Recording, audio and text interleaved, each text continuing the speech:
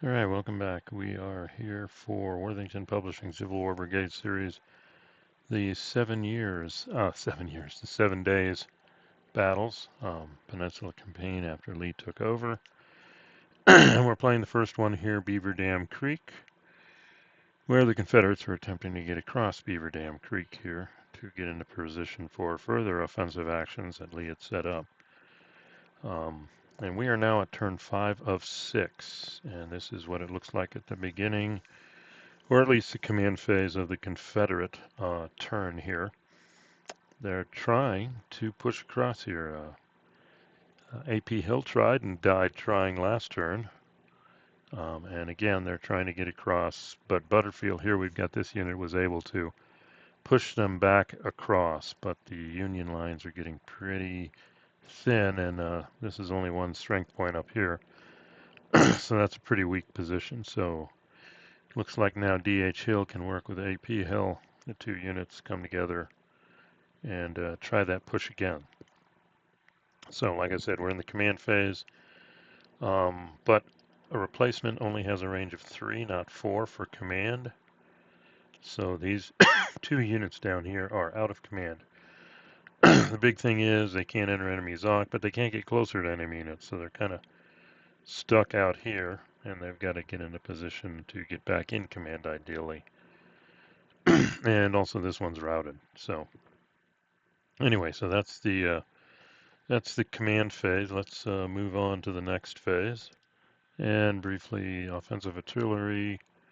They only have one artillery unit unlimbered again the whole game pretty much. Now these units hopefully will become available shortly.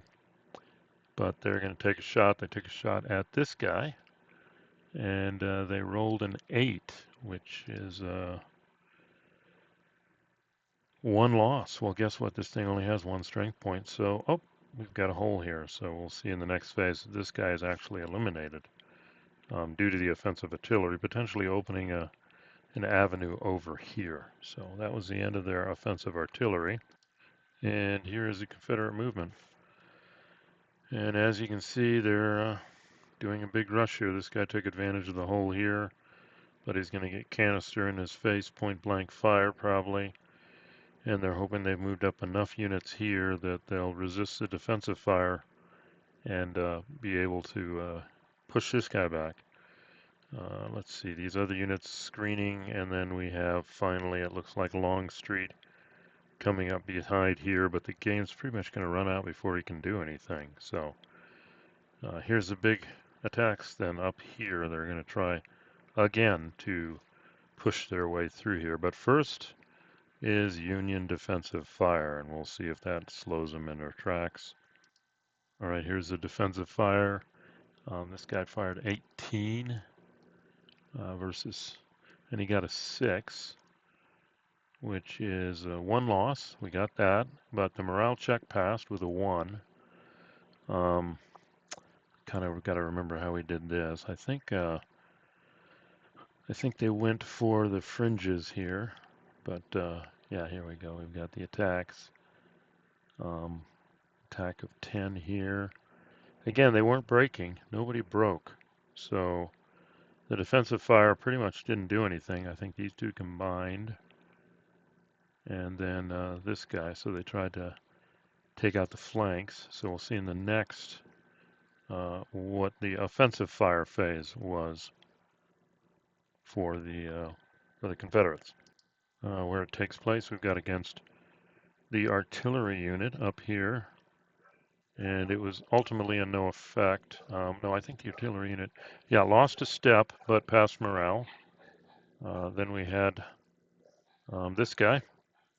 He lost a number of steps and ultimately was routed here, which enabled then this unit to move up, advance after combat. So they're kind of across again. They got 2 hexes while these guys are still in the marshes. So a somewhat successful attack here. And then we'll just move on now to the rally phase. All right, here's the rally phase. Some of their units in the back, Confederate units in the back, still remain routed here. But in general, everybody else is ready to go. This will end the turn also for them, for the Confederate part of the turn, and they really have small foothold here. Um, and luckily, we're going to see Sykes is coming up, maybe in time to stop what's going on here. So we'll go ahead now and move on to the U.S. turn, the Union turn. Quick stop on the Union command phase. Uh, Inadvertently left this guy out of command. And the rule is he can't move closer to enemy units, so he's probably not going anywhere this turn. But everybody else is within range. And of course, the big item is there's a big hole in the Union line that they're going to have to address. So let's check out the offensive fire. All right, the first area is up here. Archer was right here. And at range 1, the artillery fire is doubled. And we can see that here. Unlimbered artillery times 2 at 1 hex. So they, just to illustrate, looks like they rolled a 6 on the 16, which is 1 loss, but they rolled a 9 on the morale check, which is a fail. So he ends up retreating here. So that's one less thing the Union has to push back. Now their focus, of course, will be this line right here in the movement phase. I think this guy took a shot 16. He got an 8. And we did take some Union casualties. But 1 on morale means this guy holds fast. So that's the end of the Union offensive fire. Now we're going to move offensive artillery fire. Then we're going to go to the movement phase. And Sykes units, because they had to get out of column, they had to go to line. They could only move 4 hexes. So they couldn't get up here to have any impact. So basically move Sykes to cover the flank here. At least, at least here. And we've got another unit here, another unit here, and then we moved these guys up here. They were the units defending here. They just shifted up along with the unit that was here, and now we've got a line, and they're going to exchange fire. We're going to have the defensive fire next for the Confederates, and I thought these guys were going to be dangerous. We got 44 artillery now ready to fire. But the line of sight rules say you cannot fire through a friendly unit if it's adjacent to the enemy unit that's your target. So guess what? They can't be used in these combats. Now this guy, or this guy, because it's along the hex spine, can add to this guy's attack. So hopefully we'll have a good result here. But these guys can't help with these attacks. But they can. We're going to try and see if we can cause this unit to retreat, which will then open a hole for us here. And we'll target this unit also. And if we can move either of these two off the line and maybe hold this, we could be in a good position for the last turn to get a good set of units across the Beaver Dam Creek to get the victory points. So let's go ahead and see the results of the defensive fire. And the results were mixed at best.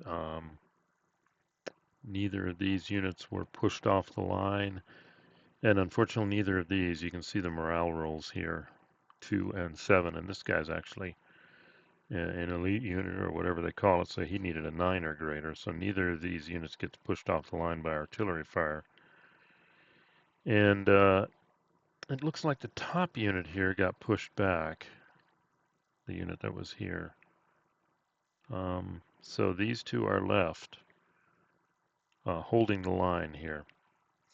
So not quite the results the Confederates wanted on their defensive fire. And next we'll move on and see the results of the Union fire here.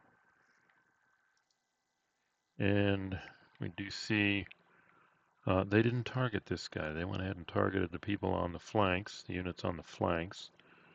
And they were able to leverage some artillery fire. So Again, they got a big result here, 23 on a 10, basically is a 3R. And that's probably this guy. And then the other guy got routed to here. And that looks like a 33 on a 9. That's 3R again. And then we roll for route.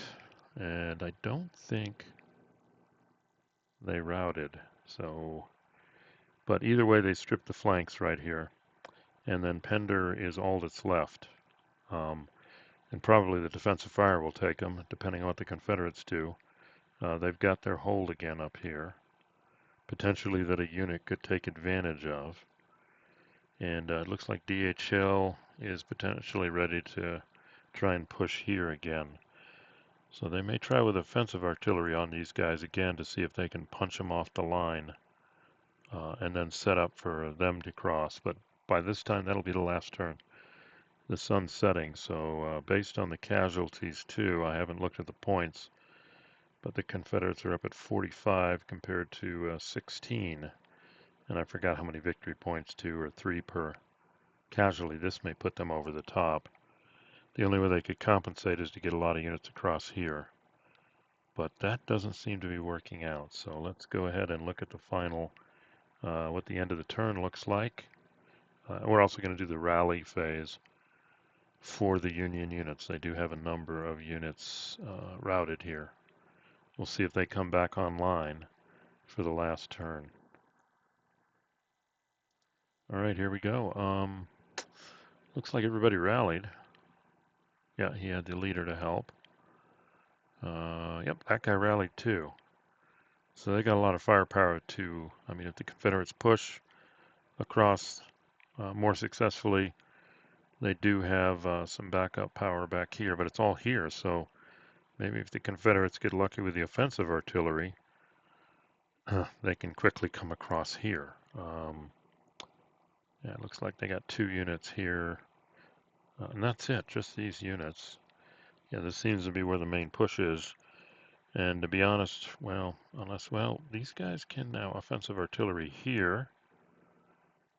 Yep, because he's adjacent over here. So they could, I don't know, if they could cause these 2 units to retreat, that would give them a hole. But it's going to be tough. And then there are enough, let's see, yeah, we got 3 units back here, not even committed, that can come forward and reinforce. So by victory points, I don't think the Confederates are going to win, but are they going to get across by the end? We'll see. But that definitely ends the turn 5 before we go into turn 6 here. And hopefully this run, I got my microphone to work better. And playing around with a little webcam picture of myself here in the bottom right. Going to see if that's kind of an idea to do. And the next thing I'm going to try and figure out is using AI video to generate an intro video for these going forward. So any comments appreciated, gameplay or quality of the video, any recommendations, etc. And the usual like, subscribe if you made it this far. And when we come back, we'll do the last turn of this scenario. Thanks for listening.